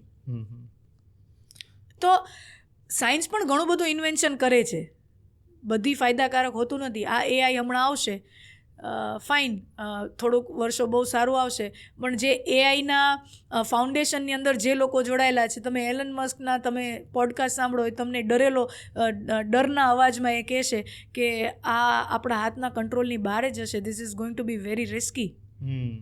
મારા તમારા કરતાં એની સમજ 1000 ગણી વધારે છે એ ક્ષેત્રમાં. એ વ્યક્તિ પોતે એમ કહે છે કે આપણા ત્યાં ખોટું ગોતાઈ ગયું છે. તો પણ દેન થઈ ગયું છે. તો સાયન્સે અમુક વસ્તુ ખોટી કરી, એનો મતલબ આપણે સાયન્સ બંધ નહીં કરી દઈએ. એમ ધર્મ જગતમાં અમુક લોકો ખરાબ આવી ગયા હોય, તો એનાથી ધર્મને તમે એનાથી મુખ ફેરવી નાખશો તો એનાથી સમાજને બહુ વધારે નુકસાન થશે. હમણાં જયા કિશોરીજી બહુ ફેમસ વક્તા છે, કથાકાર છે. એમનો એક વિડીયો એરપોર્ટવાળો વાયરલ થયેલો, બહુ એમના હાથમાં પર્સ હતું ને બહુ વાયરલ થયેલું, બહુ ઇસ્યુ ક્રિએટ થયેલા. એક સાધ્વી, એક કથાકાર, બંનેમાં બહુ મોટો ફરક હોય છે. જી, એ આપણે છે ને સમજતા નથી. હા, તો એને સમજાવવું હોય તો કઈ રીતે સમજી શકાય? કથા પરંપરા આપણે એવી છે કે જે ગૃહસ્થો કરી શકે છે. સાધ્વી હોવું, સાધુ હોવું એ ભગવો કલરના વસ્ત્રો ધારણ કરે અને એની એ ભગવો ધારણ કરવા પહેલાં પણ એક ગુરુ પરંપરા હોય. ગુરુના શિષ્ય તમે રહ્યો 10-12 વર્ષ અને પછી તમારું પૂરેપૂરું મુંડન વિધિ થાય, પૂરેપૂરી દીક્ષા વિધિ થાય અને એના પછી એ તમને દીક્ષા આપે અને પછી તમે સાધુ બનો અને સંસારથી તમે વિમુખ થાઓ. અને બાકી કથા છે એ તો ભગવાનના ગુણગાન ગાવાની વાત છે ને, એ તો સંસારી પણ કરી શકે. જેટલા પણ કથાકારો આપણા ભારતભરમાં કોઈના નામ લીધા વિના કહો, અને એમાં ખાસ કરીને ગુજરાતમાં પણ તમે ટોપના જેટલા પણ બધા સંસારી રહ્યા છે. એમની પોતાની પત્ની છે, બાળકો છે, બધું જ છે. તો જો સંસારી હોય તો સંસારી વ્યક્તિ સંસારનો આનંદ લઈ જ શકવો જોઈએ. સાત્વિક આનંદ, સંસારનો સાત્વિક આનંદ લઈ શકવો જોઈએ. પરિવાર સાથે આનંદ કરી શકવો જોઈએ. એઝ લોંગ એઝ કોઈ કન્ફ્યુઝન નથી કે આ સાધ્વી છે કે કથાકાર છે. જો આ કન્ફ્યુઝન નથી તો ઇટ્સ ફાઇન. કૃષ્ણ એટલે શું તમારા માટે? કૃષ્ણ એટલે ઉત્સવ, પ્રેમ, ઉમંગ. 2 જ શબ્દો, 3 જ શબ્દો. પ્રેમ એટલે શું? કૃષ્ણ. કૃષ્ણ એટલે પ્રેમ ને પ્રેમ એટલે કૃષ્ણ. પ્રેમ બહુ સુંદર ભાવના છે. મેં ને તમે કોઈને કોઈ રૂપે બધાએ પ્રેમનો અનુભવ, દુનિયામાં કોઈ વ્યક્તિ એવો ન હોઈ શકે કેમ કે મેં પ્રેમનો અનુભવ નથી કર્યો. પ્રેમ જેટલી સુંદર ફિલિંગ દુનિયામાં બીજી કોઈ નથી. Love is the most beautiful and most powerful energy a human being can feel. પ્રેમ છે ને તમને સારો વ્યક્તિ બનવા માટે પ્રેરે છે. હું પરમાત્માના પ્રેમની વાત તો હું પછી કરું, પણ હું સામાન્ય યુવાન યુવતીનો પ્રેમ હોય ને, તમે પ્રેમમાં હશો ને તમે કોઈની સાથે ઝઘડશો નહીં. તમે કાર લઈને જાઓ, તમે ગળા ડૂબ કોઈના પ્રેમમાં હશો ને સગાઈ પછી, અને તમે અનુભવ કરજો, તમે તમારી થવાવાળી વાઈફને મળવા જવાના છો. 5મો મહિનો, મે મહિનાની ભયંકર ગરમી ચાલી રહી છે, ઉનાળો છે. તમે બાઇકમાં માનો કે જાઓ છો અથવા કારમાં જાઓ છો ને રિક્ષાવાળાએ ક્યાંક આવીને તમને ઠોકર મારી, તમે છે ને ગુસ્સોય નહીં થાવ, તમને વहाँ પહોંચવું છે, તમે પ્રેમમાં ગળા ડૂબ છો. હા ઠીક છે, જાઓ. તમે સામે સોરી બોલી નીકળી જશો તો ભાઈ નીકળ, મને તારી લપ નથી કરવી. પ્રેમ તમને છે ને બહુ સારો વ્યક્તિ બનાવે છે. અને હું તો બહુ ચોખ્ખું કહું, દુનિયામાં જેટલા નો નોનસેન્સ લોકો હોય છે ને એ પ્રેમી જ હોય છે. પ્રેમી છે ને દુનિયામાં કોઈથી નોનસેન્સ ક્રિએટ જ ન કરે, કારણ કે એને શાંતિ જોઈતી હોય છે. એને પ્રેમની ભાવના જ એવી છે કે ત્યારે છે ને તમે જ્યારે બહુ પ્રેમમાં હો ને ત્યારે કૂળ, કપટ, આ બધા સાચા ને સારા પ્રેમમાં હો તો. બાકી તમારું એજન્ડા જ જો કોઈ અલગ હોય તો અલગ વસ્તુ છે. પણ પ્રેમ જેવી સુંદર ઘટના માણસના જીવનમાં બીજી કોઈ બની જ ના શકે. તમે જો પ્રેમમાં હો અને સમજી લો કે તમારા લગ્ન થવાના હોય અને તમે ગળાડૂબ પ્રેમમાં હો તો તમને તમારું પોતાનું ધ્યાન તમે સારી રીતે રાખશો, તમારી હેલ્થનું ધ્યાન. ભાઈ હું સારામાં સારો લાગવો જોઈએ, મારું વજન માપનું હોવું જોઈએ, મારો દેખાવ સારો હોવો જોઈએ, હું આમ સારો હોવો જોઈએ, મારી ભાષા સારી હોવી જોઈએ, મારામાં હું સ્માર્ટ એટલો હોવો જોઈએ કે હું ઇમ્પ્રેસ કરી શકું. શું છે આ બધું? It is making you a better person. કે હું મારા જીવનમાં કાંઈક એવો ધ્યેય પ્રાપ્ત કરું અને મારી પ્રિયસીને કે મારા પ્રિયતમને હું ખુશ રાખી શકું. તો એ શું છે? એ મોટિવેશન ક્યાંથી આવે છે? પ્રેમ તમને બહુ સારો વ્યક્તિ બનાવવામાં મદદ કરે છે. અને આ જ વાત, સામાન્ય મનુષ્યનો પ્રેમ જો તમને સારો વ્યક્તિ બનાવવા હેલ્પફુલ થઈ શકે તો તમે જસ્ટ ખાલી ઇમેજિન કરો કે જો તમે કૃષ્ણને પ્રેમ કરતા હો તો એ તમને કેટલો સારો વ્યક્તિ બનાવવામાં મદદ કરી શકે. તમે અત્યારે આવ્યા ત્યારે તમારી આખી દુનિયા લઈને આવ્યા. હું આખી દુનિયા એટલે કહું છું, તમે તમારા પરિવારને પણ સાથે લાવ્યા ને તમે તમારા ફ્રેન્ડ્સને પણ સાથે લાવ્યા, બરાબર? પરિવાર તો તમારું બેકબોન ઓલવેઝ હોય જ છે. પણ મિત્રો કેટલા તમારી જિંદગીની અંદર? ગણીને 2-3.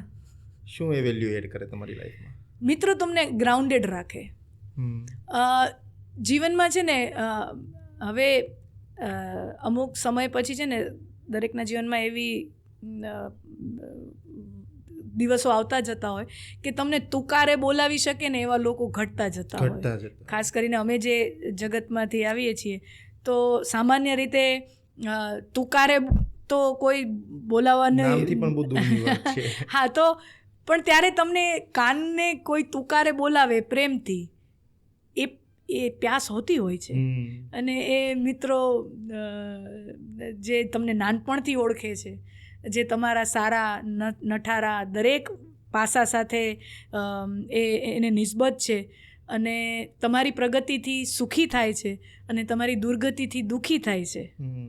તો એવા સાચા મિત્રો હોય ને એ ગણ્યા ગાંઠિયા 2-3 છે. કોઈ એમ કહે ને કે મારા પાસે 20-25 મિત્રો છે તો એ ઠીક છે, તમે તમારા જમવા હોટલમાં જમવા પૂરતા બધા હોય બર્થડે હોય આ તે બધી મિત્રો અલગ હોય.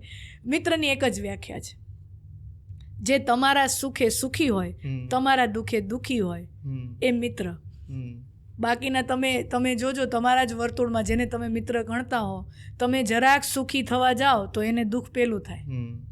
મેં એક્સપિરિયન્સ કર્યું. હા, તમે અચ્છા મિત્રો પણ એવા હોય કે મારા સુધી પહોંચે ત્યાં સુધી વાંધો નહીં, મારથી આગળ ગયો તો તકલીફ. તો ये जो है फाउंडेशन ભૂમિકા એ મિત્રની નથી. તમે વિચાર કરો, એના માટે કૃષ્ણ સુદામાની કેટલી સુંદર વાત કરી છે. સુદામાજી, આ કથા તો આપણે જાણીએ છીએ, મારે એ કથાના પરિપ્રેક્ષ્યમાં નથી લેવું, પણ મોડર્ન યુવાનને સમજાય રીતે મારે કહેવું છે કે સુદામાજી પોરબંદરથી દ્વારિકા આવ્યા અને આપણે જાણીએ છીએ વર્ણન, સોનાનો મહેલ છે, ભગવાન સોનાની થાળીમાં જમે છે. અને આ બધું જોઈને સુદામાના મનમાં એકવાર પણ એવો વિચાર નથી આવતો કે આ મારા ભેગો જ ભણતો હતો, આ મારો ભેગો જ ગુરુકુળમાં અમે ચણા ખાતા, આ કરતા, લાકડા તોડવા જતા, ફળ ફૂલ વીણવા જતા, અને આ જો ક્યાં સોનાના મહેલમાં રહે છે ને હું ક્યાં ઝૂંપડામાં રહું છું. સુદામાજીના મનમાં એકવાર વિચાર આવતો નથી. આ મિત્રતા છે. અને માગ્યું પણ નથી. સુદામાજીએ પોતે માગ્યું જ નથી કે ભાઈ આ આટલો મોટો માણસ છે એ મને થોડુંક આપી દે તો એને શું ફરક પડવાનો. મુકેશ અંબાણી પાસેથી કોઈક 2-5 વીઘા જમીન માગી લે, 2-5 ગાડીઓ માગી લે તો અંબાણીને કાંઈ ફરક નથી પડતો.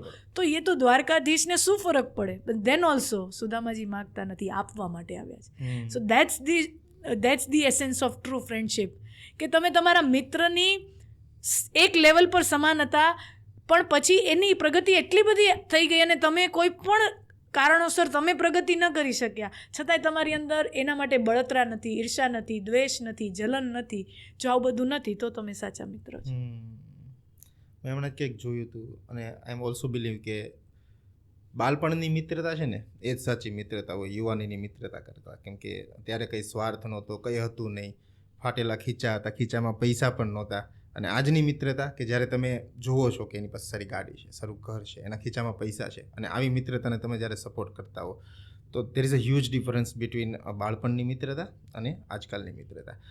વાત રહી ખાલી પરિવારની. હવે પરિવારમાં એક બહુ ફ્રેન્કલી વસ્તુ છે. મેં જ્યારે આ શરૂઆત કરી તો મેં કીધું વેરી બ્યુટીફુલ, એટલે કે એમ કે હિરોઈન હોય તો એવો આ શબ્દ સારો લાગે કે વેરી બ્યુટીફુલ, પણ જ્યારે કથાકાર આવે ત્યારે એમને એમ લાગે કે કેવું બોલો વેરી બ્યુટીફુલ. પણ આપણે તો કૃષ્ણને બ્યુટીફુલ કહીએ છીએ, ભગવાનને સુંદર કહીએ. બ્યુટીફુલ એટલે સુંદર. સુંદર હોવું, હું હવે મારા પરિપ્રેક્ષ્યમાં નથી વાત કરતી, પણ આપણે ત્યાં શ્રી કૃષ્ણના વર્ણનો તમે જુઓ, એક તો આપણે ત્યાં પણ આ બહુ જ આ વસ્તુ આવી ગઈ કે ધર્મ જગત એ બોરિંગ હોવો જોઈએ, એ હસતો ના હોવો જોઈએ, સારો ના હોવો જોઈએ, નાચતો ના હોવો. અરે ભાઈ, આપણો શ્રી કૃષ્ણ એ નાચતા ભગવાન છે, ગાતા ભગવાન છે, શ્રૃંગાર કરતો ભગવાન છે. શ્રી કૃષ્ણનો શ્રૃંગાર, માતાજી 16 શ્રૃંગાર સજે. કયા માતાજીને આપણે બેરુખા જોયા છે?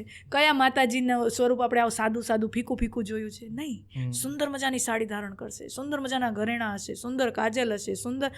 તો શ્રૃંગારને, સુંદરતાને, જીવનના રંગોને, સારા ભોજનને, ભગવાનને 56 ભોગ ધરાતા હોય છે, તો સારા ભોજનને, સારા બંગલાને, ભગવાન રામ અને ભગવાન કૃષ્ણ બંને મહેલોમાં રહ્યા છે ને રાજા થયા છે.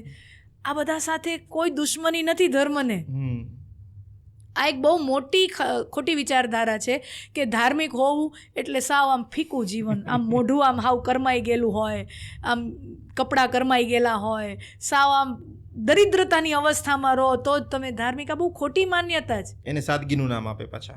હા, એને સાદગીનું નામ આપો, એ બધી વસ્તુ એ સાચો ધર્મ નથી. સાચો ધર્મ એમ છે કે હું જીવનના બધાય આનંદો વચ્ચે, બધાય સુખ વચ્ચે પણ હું મારી સાત્વિકતા જાળવી રાખું છું કે નહીં. શ્રી કૃષ્ણ અને શ્રી રામ મહેલમાં રહેવા છતાં પણ એ ધર્મથી દૂર જતા નથી. એ જ તો એની મહાનતા જ. કોઈ સામાન્ય ફકીર રોડ ઉપર હોય, હવે એની પાસે કંઈ ખોવા માટે જ કંઈ નથી, એ વનમાં ચાલ્યા જાય તો શું મોટી વાત છે?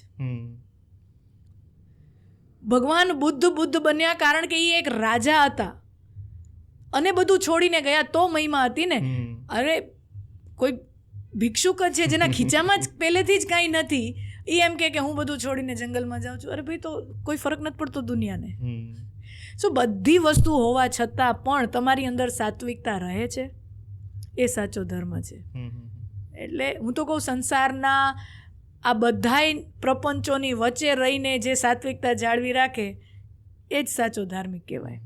આમે મુદ્દો એટલે છેડો તો બ્યુટીનો કે આપણે જે ઓર્થોડોક્સ સમાજમાં રહીએ છીએ, જે માનસિકતામાં રહીએ છીએ, તો જેમના ઘરે પણ સુંદર દેખાતી છોકરી હોય એટલે એમના મધર ફાધરનું એક જ ડ્રીમ હોય કે આને ભણાવીને સારી કરી દો અને એક સારા ઘરે મોકલી દો કે એની પોતાની લાઈફ સેટ થઈ જાય.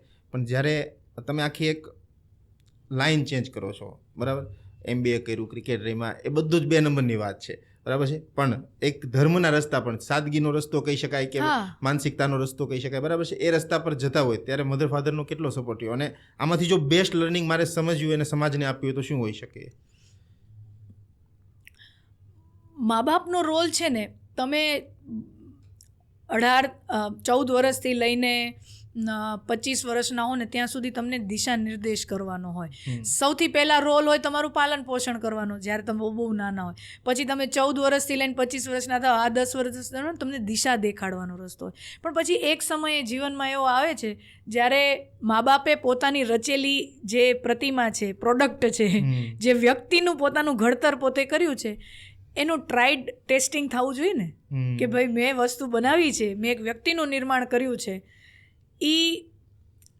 એને જો સાચે મૂકવામાં આવે દુનિયાના રંગમંચ ઉપર તો એ કઈ રીતે ટકી શકે છે, કઈ રીતે નથી ટકી શકતો, એનો અખતરો તો કરવો પડશે મા બાપ. કોઈ બાળકો એ કોઈ ક્રોકરી જેવા નથી કે કાચના સાધનો નથી, તમે આમ 100 પીસની જેમ સજાવીને ઘરમાં કેદ કરીને રાખો. ના, એને તમારે બહાર મોકલવા પડશે, એને તમારે ઉડવા દેવા પડશે, એને તમારે પાંખો આપવી પડશે. પણ એ તમને હિંમત ત્યારે જ આવે જો 25 વર્ષ સુધી તમે એની અંદર ઘડતર કર્યું હોય ને, પછી તમને એટલો કોન્ફિડન્સ આવી જાય કે હવે મેં આનું એટલું સિંચન કરી નાખ્યું છે, આની અંદર નીતિનું, ધર્મનું, બધી વસ્તુનું એટલું સિંચન ઊંડાણથી કર્યું છે કે હવે આના મૂળિયા કોઈ હલાવી નહીં શકે. એ મા બાપને કોન્ફિડન્સ આવી જાય. પણ જે મા બાપને રાઈટ ટાઈમે એ વસ્તુ આપી નથી શકતા ને, એ મૂળિયા સિંચી નથી શકતા ને, એ મા બાપ એનું છોકરું 35 વર્ષનું થઈ જાય ને ત્યાં સુધી એની આંગળી પકડીને ફર્યા રાખે. શું કામ? કારણ કે એને ખબર છે આના ઉપર એને ભરોસો નથી. તો જ્યારે જે વસ્તુ મા બાપે કરવાની જે સમયે જરૂર હતી એ કરી ન શક્યા, એટલે પછી આખું જીવન એને ડર લાગે છે. અને તમે મારો જ વાત જો તમે વાત કરી તો મારા માતા પિતા જ્યારે કોર્પોરેટ જગતમાં, પહેલાં તો સૌથી ક્રિકેટ પણ મેં પ્રોફેશનલી રમતી હતી, બરાબર, તો નેશનલ કક્ષાએ BCCI વુમન વિંગ્સ તરફથી રમતી હતી. તો એ પણ નિર્ણય ખૂબ ખુલ્લા દિલે સ્વીકાર કરેલો. ત્યારે તો મારી ઉંમર પણ બહુ નાની હતી, 7મું 8મું ધોરણ ભણવાથી લઈને ગ્રેજ્યુએશન કોલેજ સુધીની, એટલે ઉંમર પણ બહુ કોમળ કહેવાય. તો ત્યારનો લીધેલો નિર્ણય એ 2 હાથ ખુલ્લા કરીને સ્વીકાર કરેલો. પછી મારે ભણવામાં પણ બહુ આગળ વધવું હતું, તો પછી એ નિર્ણય ખુલ્લા હાથે સ્વીકાર કર્યો. પછી કોર્પોરેટ જગતની વાત આવી, એ પણ સ્વીકાર કર્યો. પછી મારું મન આ જ રુચિ તરફ નાનપણથી જ હતું, પણ પછી અચાનક આ રુચિ તરફ મારું વધારે જોડાણ થયું અને મેં જ્યારે નિર્ણય અભિવ્યક્ત કર્યો તો સામે એક પણ પ્રશ્ન આવ્યા નહોતા, એનો પણ સ્વીકાર. તો એઝ લોંગ એઝ મા બાપને ભરોસો હોય કે મારું સંતાન ક્યારેય પણ અમારા પરિવારના જે મૂલ્યો છે, અમારા પરિવારના જે સિદ્ધાંતો છે કે સંસ્કારો છે એનાથી હલવાનો નથી, તો પછી મા બાપ દરેક નિર્ણયોનો સ્વીકાર કરે, જો એ સાચો હોય, સારો હોય, સાચા રસ્તે હોય. એટલે એ મા બાપની જવાબદારી ગ્રોઈંગ યર્સમાં આવે અને એના પછી 25 વર્ષના આપણે થઈ જાય ને પછી એ જવાબદારી આપણા ઉપર આવે. ઘણાએ છે ને યુવાનો એમ કહેતા હશે, ખાસ કરીને ટીનેજર્સ કે 20-22 વર્ષના કે ત્યાં, કે અમારા મા બાપ છે ને અમારા ઉપર ટ્રસ્ટ નથી કરતા. તમને ઘણા અમને અહીંયા જવા નથી દેતા, અમને તે કરવા નથી દેતા, અમને ભણવા માટે આમ જવું છે, અમને નોકરી કરવી છે, ખાસ કરીને છોકરીઓ માટે અને છોકરાઓ બંને માટે આ પ્રશ્નો છે આજના સમયમાં. ઘણા કહે છે કે અમારા પેરેન્ટ્સ અમારા ઉપર ટ્રસ્ટ નથી કરતા. હું હંમેશા યુવાનોને કહું કે ટ્રસ્ટ છે ને એવી રીતે મળતો નથી, ટ્રસ્ટ કમાવવો પડે છે. તમારા મા બાપ તમારા ઉપર આંધળો ભરોસો મૂકી શકે ને એ પ્રકારનું વ્યક્તિત્વ આપણે બનાવવું પડે, પછી કોઈનો ટ્રસ્ટ મળે અને એ પાછો ટ્રસ્ટ આપણે ટકાવવો પડે. તમારો ટ્રેક રેકોર્ડ હોય ને એના ઉપર લોકો ટ્રસ્ટ કરતા હોય છે. કોઈ કંપનીમાં લોકો મૂડીરોકાણ, તમે કઈ કંપનીના શેર્સ લેશો જેના ઉપર ઓડિટ થયેલું હોય, ટ્રસ્ટ હોય કે ભાઈ ના આમાં વાંધો નહીં આવે, બરાબર છે. હવે હા, તમે આંધળીબાજી રમતો તો અલગ વાત છે, પણ તમે મોટું રોકાણ શેમાં કરશો? ટ્રસ્ટ. તો એ ટ્રસ્ટ શેના ઉપર છે? ટ્રેક રેકોર્ડ, ઇતિહાસ છે ભાઈ. 10 વર્ષનો આ કંપનીનો ટ્રેક રેકોર્ડ છે. તો તમારો ટ્રેક રેકોર્ડ બનાવો, 5 વર્ષનો, 3 વર્ષનો, 4 વર્ષનો. એને એવા દાખલા આપો કે ભાઈ આવી પરિસ્થિતિમાં હું ડગી શકવાનો હતો પણ હું ન થયું, ખરાબ થઈ શકવાનો હતો પણ હું ના થઈ. એવો ટ્રેક રેકોર્ડ આપો 4-5 વર્ષ, તમને ટ્રસ્ટ માગવો નહીં પડે.